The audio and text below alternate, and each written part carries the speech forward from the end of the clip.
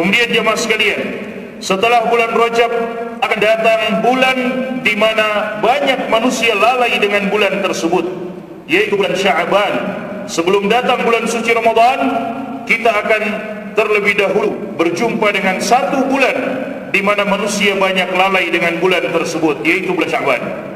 Nabi SAW banyak berpuasa di bulan Sya'ban, sebagaimana hadis yang diriwayatkan oleh Al-Imam An-Nasa'i rahimahullahu ta'ala dalam sunan beliau dari sahabat yang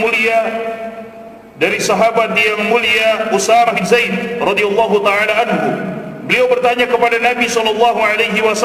Usamah bin Zaid bertanya kepada Nabi SAW, "Ya Rasulullah, wahai Rasulullah, lam araka tasumu syahran minasy-syuhuri ma tasumu min Sya'ban." Wahai Rasulullah, aku tidak pernah melihat dirimu berpuasa dengan puasa yang banyak di satu bulan dari bulan-bulan yang ada seperti puasamu di bulan Sya'ban. Ada apa ya Rasulullah? Kenapa engkau memperbanyak berpuasa di bulan Sya'ban, wahai Rasulullah sallallahu alaihi wasallam? Maka Nabi sallallahu alaihi wasallam mengatakan, "Dzalika syahrun yaghfulun nasu anhu." Itulah bulan yang kebanyakan manusia lalai darinya. Baina Rajab wa Ramadan, bulan yang terletak di antara bulan Rajab dan bulan Ramadan. Wa huwa syahrun turfa'u fihi al-a'malu ila rabbil alamin. Dan itulah bulan yang dimana amalan-amalan manusia diangkat kepada Allah Subhanahu wa taala. Fa uhibbu an yurfa'a amali wa ana sha'im. Dan aku suka amalan-amalanku diangkat di sisi Allah sementara aku sedang berpuasa. Jemaah sidang Jumat yang dimuliakan oleh Allah Subhanahu wa taala, tidak lama lagi kita akan masuk di bulan tersebut, bulan Sya'ban. Kami akan menjelaskan hadis yang mulia ini serta fawaid atau faidah, pelajaran-pelajaran yang bisa kita petik dari hadis yang mulia ini. Mudah-mudahan Allah Subhanahu wa taala memberikan kita taufik, membimbing kita untuk memanfaatkan bulan yang mulia tersebut sebelum datangnya bulan yang lebih mulia darinya, yaitu bulan suci Ramadan. Jemaah sidang Jumat yang dimuliakan oleh Allah Subhanahu wa taala, jelas dalam hadis ini Nabi SAW banyak berpuasa di bulan Sya'ban, sampai-sampai mendatangkan pertanyaan dari para sahabat. Dan di antara yang bertanya adalah Usamah bin Zaid radhiyallahu taala anhu. Dalam riwayat yang lain, Aisyah radhiyallahu taala anha mengabarkan kepada kita bahwa tidak ada satu bulan di mana Nabi SAW lebih banyak berpuasa di bulan tersebut selain bulan Ramadan kecuali bulan Sya'ban. Nabi SAW banyak berpuasa di dalam bulan Sya'ban, dan beliau tidak mengkhususkan apakah di pertengahan Sya'bannya, di 15 Sya'bannya, atau di tanggal-tanggal lainnya. Namun disebutkan secara umum Nabi banyak berpuasa di bulan Sya'ban. Jika di antara kita ada yang mampu berpuasa di Senin dan Kamis, maka itu adalah kenikmatan. Jika di antara kita ada yang mampu berpuasa 3 hari dalam satu bulan Sya'ban ini saja, itu adalah kenikmatan. Jika ada di antara kita yang mampu berpuasa sehari berbuka puasa atau tidak berpuasa, itu juga adalah kenikmatan. Intinya jemaah sekalian, perbanyak untuk berpuasa di bulan Sya'ban ini tanpa menentukan tanggal-tanggal tertentu, kecuali jika dalil syar'i atau jika ada petunjuk dari syariat tentang hal tersebut, seperti puasa Senin dan Kamis 3 hari dalam sebulan dan seterusnya. Usamah bin Zaid bertanya kepada, "Wahai Rasulullah, aku tidak pernah melihat dirimu berpuasa sebanyak di bulan-bulan yang lain sebanyak engkau berpuasa di bulan Sya'ban." Maka Nabi SAW menjelaskan sebabnya jemaah sekalian. Kenapa kita harus banyak berpuasa di bulan Sya'ban? Dan para ulama kita mengatakan itu salah satu amalan saja, namun sangat banyak amalan-amalan yang perlu kita jaga di bulan Sya'ban sebagai bentuk istidad, persiapan untuk bulan suci Ramadan. Karena bulan Ramadan semakin dekat dengan masuknya bulan Sya'ban, berarti sebulan lagi Ramadan akan datang. Maka kita harus mempersiapkan diri, di antaranya dengan berpuasa. Namun di sana sangat banyak amalan yang perlu kita persiapkan agar kita terbiasa melaksanakannya pada saat bulan Ramadan nanti. Di antaranya adalah membaca Al-Quran. Jemaah sekalian, para sahabat dan para ulama salaf kita, mereka mengatakan bulan Sya'ban, syahrul qurra. Bulan Sya'ban adalah bulannya para pembaca Al-Quran. Bulan Sya'ban adalah bulannya para pembaca Quran. Kenapa? Mereka mulai membiasakan diri mereka, lisan mereka dengan membaca Al-Quran, agar supaya di bulan Ramadan terbiasa lisan mereka, terlatih lisan mereka, dan sangat mudah lisan mereka mengucapkan setiap ayat demi ayat, setiap huruf demi huruf dari Al-Quran, yang dengan setiap huruf yang mereka bacakan tersebut Allah berikan ganjaran 10 pahala untuk mereka.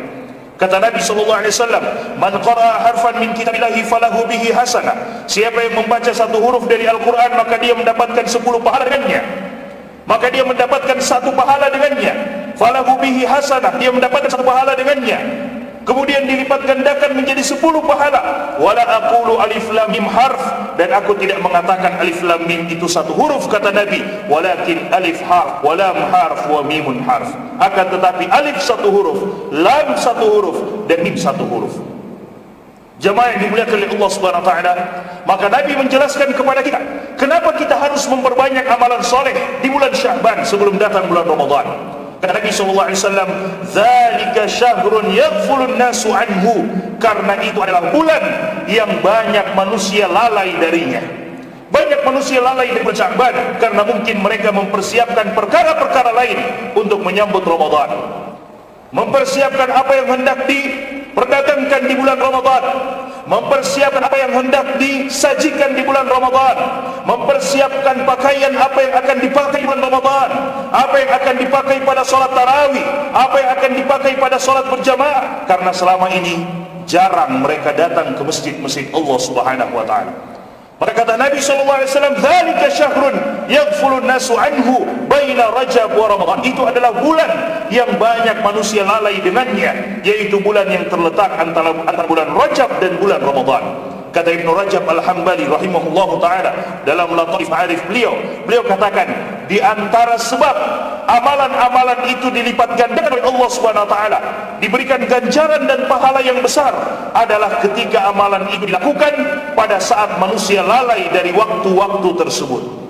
Di antara buktinya adalah hadis Nabi SAW, di mana Nabi SAW ketika masuk ke kota Madinah, Nabi katakan, "Ya ayuhan nas, afshus salama bainakum wa at'imut ta'am wa wasilul arham tadkhulul jannata bisalam." Wahai manusia, sebarkanlah salam di antara kalian. Perkara yang mudah tapi sangat jarang dilakukan. Kebanyakan manusia lalai darinya.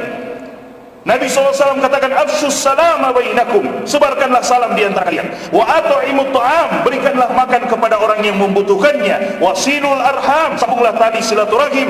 "Tadkhulul jannata bisalam," maka kalian akan masuk ke dalam surga dengan penuh keselamatan. 3 amalan: menyebarkan salam, memberikan makan, dan menyambung tali silaturahim. Amalan-amalan yang menurut kita mudah tapi banyak dilalaikan oleh manusia, sehingga Nabi menjanjikan pahala yang besar, tadkhulul jannata bisalam. Dengan amalan yang lalai itu, yang banyak dilalaikan oleh manusia itu, maka engkau akan masuk dalam surga dengan penuh keselamatan. Maka bulan Sya'ban adalah bulan yang banyak dilalaikan oleh manusia. Kata Nabi SAW, ketahuilah jemaah sekalian, amalan kebaikan yang kita lakukan di bulan Sya'ban itu pahalanya bisa lebih besar daripada bulan-bulan yang lainnya, karena banyak manusia lalai di bulan ini. Kemudian Nabi SAW katakan alasan yang lainnya. Kata Nabi SAW, "Dzalika syahrun turfa'ul a'malu ila rabbil alamin."